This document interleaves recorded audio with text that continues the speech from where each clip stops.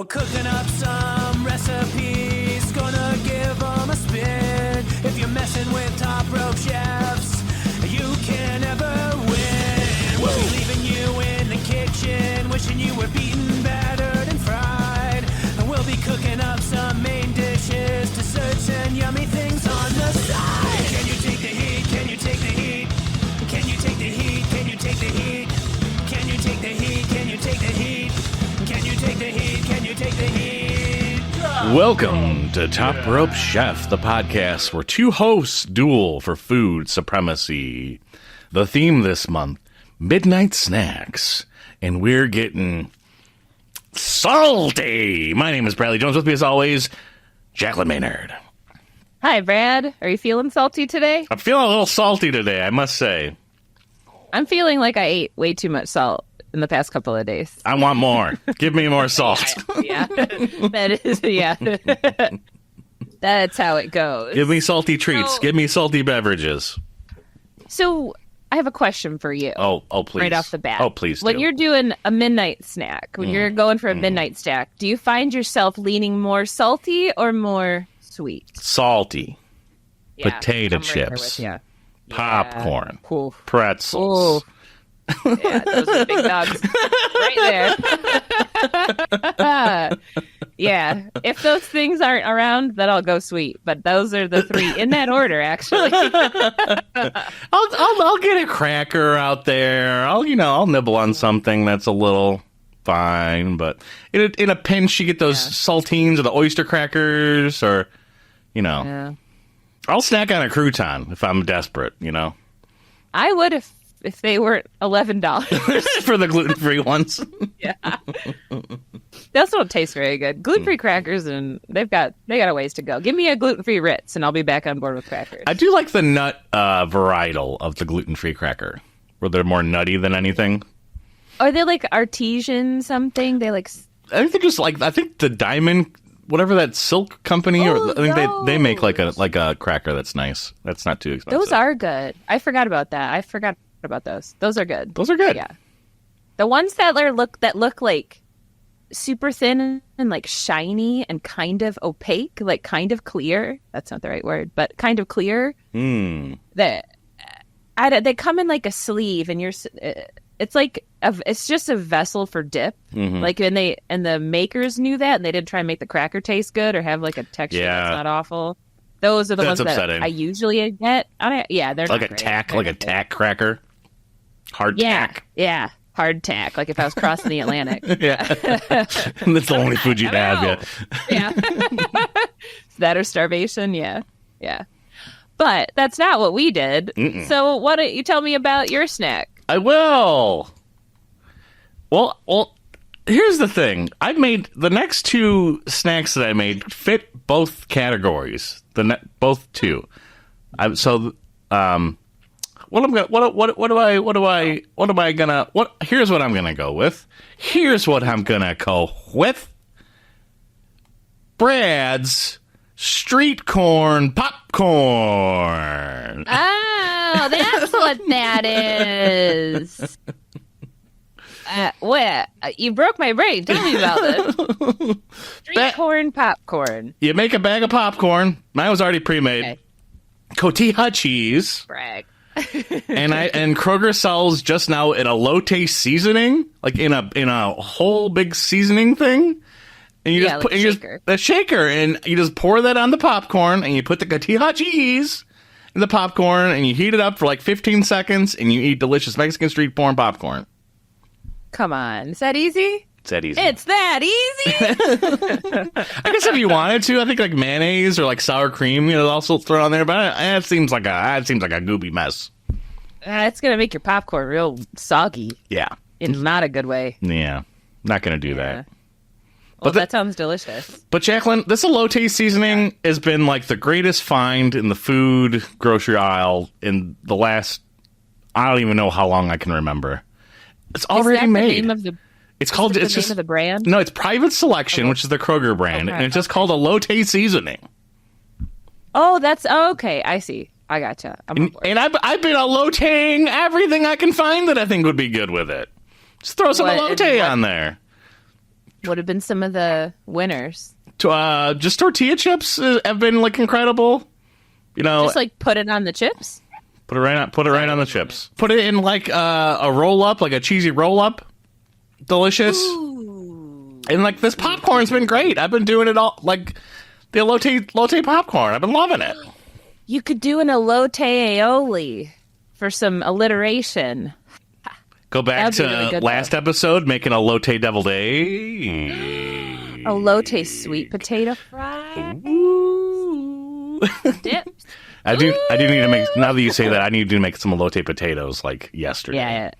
I think that would be so delicious. Oh my god! How good is elote, Jacqueline? You got to let me know because it's. Yeah, I got to find it somewhere because I don't have a Kroger's around these parts. I bet they have it. That sounds great. Putting on nuts, I had that. I had just like I get unsalted peanuts and just dump that seasoning on those. Great. Like a trail mix. Oh my god. Oh, with some of those fried sesame sticks, you know?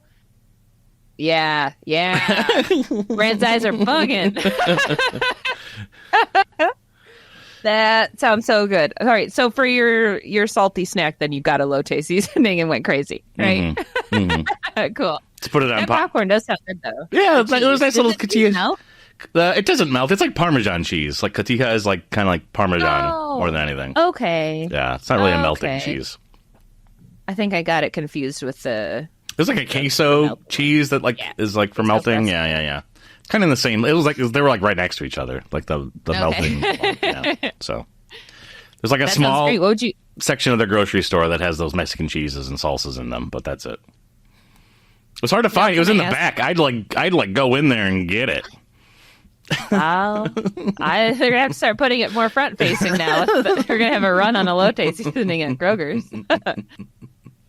Now, have you put it on anything where it hasn't been so great? Actually, the cheesy roll up, it didn't really add to it. Really, and that's one of the first ones you tried to sell me. Yeah, it was the first one I tried to sell you on. But the nachos, just like tortilla chips and cheese, and then you put that on there. That's been great. Streetcorn Popcorn, 4 stars. 4 stars. All right, that's the highest rated episode. Highest rated snack we've had this month. What did you make for your salty treat? Oh, I made more eggs. More eggs. I did. Oh, I gotta see this photo. Yeah, it's the one with the tomatoes. Okay. Oh. So I did scrambled eggs with Spam and American cheese. Spam is salty for sure. For sure. Spam was actually the salty thing I was going to use, and then I just scrambled eggs and cheese sounded good. I'm not good at making scrambled eggs though, so I don't know really why I went with this one. But I did. And I put it in a pan and cooked it and put it on some bread with some tomatoes. Pretty simple and quick, so I wasn't going to like walk away and forget I was cooking something, which is what usually happens. And it was good. It tasted like Spam. It's like a BLT, really. But with the E instead of L. Yeah. I think if I were to do it again, I just would have like made grilled cheese with Spam. Mm-hmm. That's, I think, really what I was after. Yeah. I think I was adding eggs for protein. I'm going to pretend. I don't know why I did that. Spam's probably got protein. It's meat. It's a meat substance of some kind. Yeah, there's meat in it. I don't know. I've been using turkey Spam though, and I've been really liking that one. Ooh. Yeah. But that's it. It kind of made like a breakfast sandwich at night, that's a lot of my snacking at night falls into the realm of breakfast foods. I can see that. Yeah. Plus, if you have like leftover egg or bacon or something from the morning, like you're gonna want to just eat that. Yeah. Which is what I did. I had like 2 eggs left in the carton, and I didn't. That's an uncomfy amount for me to have because it's not enough to like. I don't know why I said that. It is though. Like like the carton is off balance. You know, like there's like hardly any in there. Oh, I'm constantly making sure that carton's balanced as I'm taking eggs out of it. Too? Got to.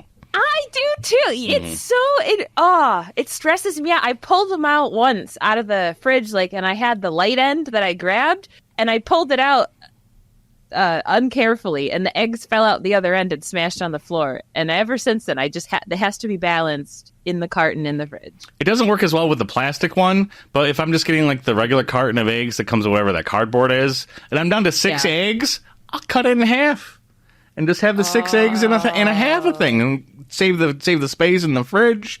Know how many eggs I got. The balance is correct. That's a great idea. I never thought to do that. Mm-hmm. Do you have a good use for your egg cartons when you're done with them? Nope. Yeah, me either. I keep saving them, though. I have 2 paper bags full of egg cartons. I don't know what to do with them. I don't either.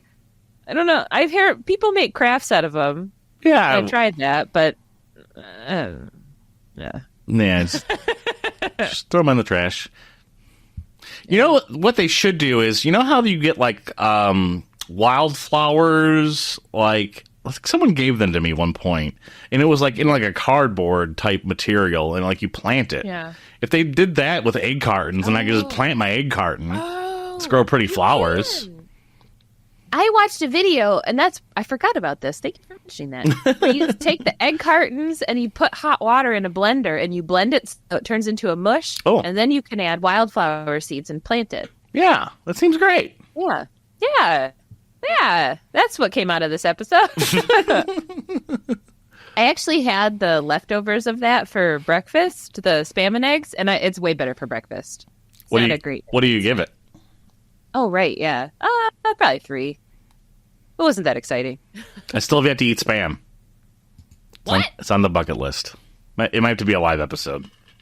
We're going to have that like Spam snack I was talking about last time, which is, again, I should have just done that again. But I didn't want to repeat. Spam, rice, and seaweed seem like the thing you'd want. It's going to be your new favorite snack with some cucumber. Mm-hmm. Like the little wedge of cucumber. Yeah. Yeah, for some like something that's not salty. Balance. To balance it out. Balance, yeah. We'll do that live. Yeah. I shouldn't have done 2 egg things. It's a lot of eggs. You did a lot of eggs. A lot of eggs. But not a lot to like talk about with eggs. But if you're snacking on eggs, that's if you're midnight snacking and you got some eggs, especially if eggs are going to go bad and you're like, I got to get rid of these eggs. I'm going to eat them right now. Yeah. That was also the case. I haven't been making as many pancakes, so the eggs last. There's only one person eating eggs in this house, so it's hard to get rid of a dozen eggs sometimes in a month. Yeah, I keep forgetting that too. If I don't bake, then they just sit. Mm-hmm. But, yeah, salty snacks. Salty snacks. I'd recommend people, instead of making my recipe at midnight, just get themselves a bag of chips. That's what I would recommend. You got to. It's the perfect little snack. The purple potato chips just came back out near us, so those are like available. It's a limited edition thing they do every year, and they're extra salty and extra greasy. Wow. Kettled and folded. Yeah. Wow, indeed. Highly recommend. I would love to know what everybody's salty snacks of choice are. If you could tell us. Yeah. TopRopeChef.com is where you find all of our links.